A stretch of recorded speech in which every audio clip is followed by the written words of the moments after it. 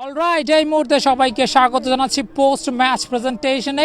চমৎকার একটি ম্যাচ এবং শেষ পর্যন্ত কিন্তু লায়ন্স স্পোর্টস ক্লাব 130 রানের একটা বড় জয়। শুরুতেই বিপর্যয়, সেখান থেকে দারুণ ব্যাটিং করে পারফরমেন্স দেখিয়েছেন তুষার। তবে এই মুহূর্তে অতিথি হিসেবে আমন্ত্রণ জানাচ্ছি টুর্নামেন্ট অর্গানাইজার আলী হোসেন সোহাগকে, মঞ্চে আমন্ত্রণ জানাচ্ছি। এবং এরপরে অবশ্য লুজিং টিমের ক্যাপ্টেনকে একটু ডেকে নিতে চাই, একটু কথা বলবো। টাফ লাক এবং শুরুটা বেশ ভালো হয়েছিল, 4 রানে 3 উইকেট ফেলে দিয়েছিলেন লায়ন্সের মতো দলকে, যারা দ্বিতীয় আসরে চ্যাম্পিয়ন। সো এরপরে আসলে কতগুলো ক্যাচ মিস, তো আপনাদের বোলিং এবং ফিল্ডিং নিয়ে একটু কনসার্নের জায়গা আছে কিনা? আমাদের বেসিক্যালি হচ্ছে ফিল্ডিং আর ব্যাটিংয়ের উপর আমরা একটু এফোর্ট দিতে হবে, because we are really disappointing up today's match. লাইনার্সের ফিডব্যাকটা খুব ভালো ছিল, ওরা 3 উইকেটে যাওয়ার পরে ওরা যে থ্রু ওভার 20 ওভার যে খুব ভালো খেলেছে, টোটাল স্কোর অনেক হাই ছিল। তো আমরা মনে হয় যে আমাদের ব্যাটিং আর হচ্ছে ফিল্ডিং ইমপ্রুভমেন্ট করলে নেক্সট ম্যাচগুলিতে আমরা বেটার করতে পারবো ইনশাল্লাহ। ওকে, অনেক অনেক শুভকামনা।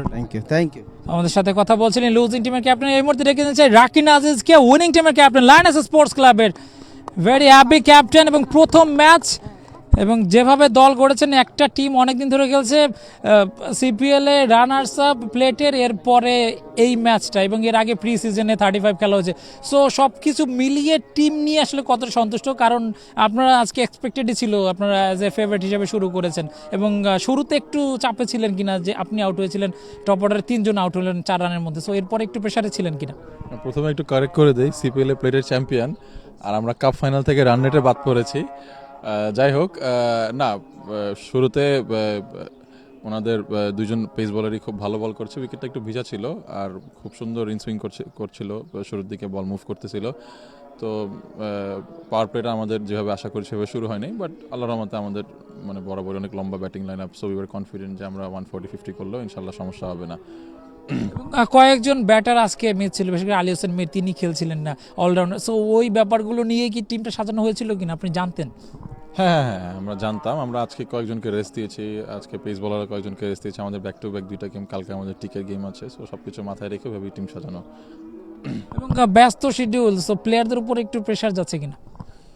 হ্যাঁ, ব্যস্ত শিডিউল, প্লেয়ারদের উপরে প্রেশার তো যাচ্ছে, বাট দিন শেষে আসলে মানে আমাদের টিমটা, আমি এগুলা খুব একটা এক্সকিউজ হিসেবে দাঁড়া করাবো না, কারণ সত্যি কথা বলতে গেলে আমাদের টিমটা প্রফেশনাল টিম।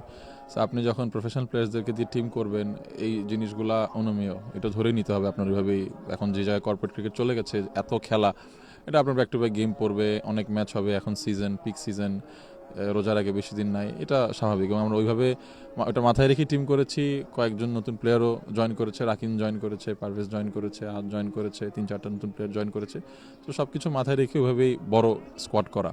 এবং শুরুর ম্যাচে 130 দিয়ে শুরু, দ্বিতীয় আসরে চ্যাম্পিয়ন, সো এক্সপেকটেশনটা একটু বেশি থাকে লাইনার্সের উপরে। সো ক্যাপ্টেন হিসেবে কতটুকু চিন্তা করছেন যে কতদূর যেতে পারে টিমটা? অবশ্যই আমরা যে কোনো টুর্নামেন্টে টিম করি ফাইনাল খেলার উদ্দেশ্যে, ইনশাল্লাহ এখানেও তার ব্যতিক্রম নয়। আমরা অবশ্যই চেষ্টা করব চ্যাম্পিয়নশিপ ফাইট দেওয়ার জন্য। এবং মানে লাস্ট সিজনের একটা আক্ষেপ আছে, আমরা ফাইনালে দুর্ভাগ্যবশত কিছু ভুল সিদ্ধান্তের কারণে যেটা ম্যাচ হেরে গেছি, বাট এই আশা করি অবশ্যই সেটার মানে পুনরাবৃত্তি যেন এবার না হয় এবং আমরা যেন এবার চ্যাম্পিয়ন হতে পারি ইনশাল্লাহ।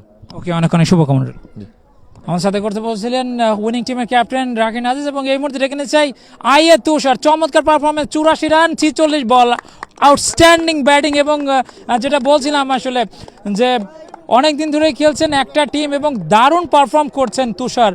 মিডল অর্ডারে ভরসার নাম তুষার। এবং 46 বলে 84 রান, শুরুতে 3 উইকেট পড়ে যাওয়ার পরে তিনি এসেছিলেন এবং শাওনের সাথে পার্টনারশিপ, পরবর্তীতে ইকবাল পারভেজ খানের সাথে পার্টনারশিপ, তিনিও 50 করেছেন। বাট আজকের ম্যান অফ দ্য ম্যাচ তুষারের সাথে কথা বলতে চাই। তুষার, আউটস্ট্যান্ডিং ব্যাটিং, দল যখন 4 রানে 3 উইকেট, সো ওই সময় আসলে প্ল্যানটা কী ছিল? বল কিন্তু মুভ করছিল তখনও। আমাদের টিমের যিনি ক্যাপ্টেন ছিলেন রাকিন আজিজ, ওনার টিম যখন করে তখন এইভাবে প্রচেষ্টা করা যে একটা ব্যাটসম্যান যেহেতু ফল করে, সেকেন্ড ব্যাটসম্যান যে যাবে সে যেন তার প্রথম ব্যাটসম্যানের ঘাটতিটা সে ফিল আপ করে। সো অ্যাজ ইট ইজ আমরা সবাই প্রথমে যে কে কী করছে ওইটার দিকে আমরা তাকাই নাই, বাট তার যাতে আমরা নাম খারাপ না হয়, তার পারফরমেন্স যেন কোনো ঘাটতি না হয়, এর জন্য আমরা নিচের থেকে যারা আছি সবাই চেষ্টা করি যে আমরা পারফর্মের ভিতরেই থাকবো, ব্যাট ঘুরাবো, ব্যাটে রান হবেই। আমাদের ব্যাটিং লাইন আপ অনেক স্ট্রং, যার কারণে আমরা ফার্স্টে কী হচ্ছে এটার দিকে চিন্তা করি নাই, নিচের দিকে আসছি এবং আমরা অ্যাজ ইট ইজ আমাদের খেলাটা খেলছি। এবং শাওন ভাইয়ের সাথে পার্টনারশিপ করছিলেন, বাবুর সাথে পার্টনারশিপ করছেন। সো কথা কি হচ্ছিল মিডল অফ দ্য ইনিংসে? শাওন ভাইয়ের সাথে যেটা কথা হয়েছিল একদম ক্লিয়ার যে যেটা মারার বল মারবে, যেটা সিঙ্গেলের বল সিঙ্গেল দিবি, রেসপেক্টের বল রেসপেক্ট, এর কি বেশি কিছু না। That's it. সবকিছু মিলে ইনিংসটা কেমন এনজয় করেছেন? আমি নিজে ব্যক্তিগতভাবে খুবই ভালো লাগছে, আমার অনেকদিন পরে আমি আরও রান করছি, কিন্তু এই প্রথম ম্যান অফ দ্য ম্যাচ হইলাম। ওকে, অনেক অনেক শুভকামনা। থ্যাংক ইউ শাহিন ভাই। ওকে, অলরাইট, আমাদের সাথে কথা বলছিলেন ম্যান অফ দ্য ম্যাচ এবং এর সাথে শেষ হয়ে গেল পোস্ট ম্যাচ প্রেজেন্টেশন।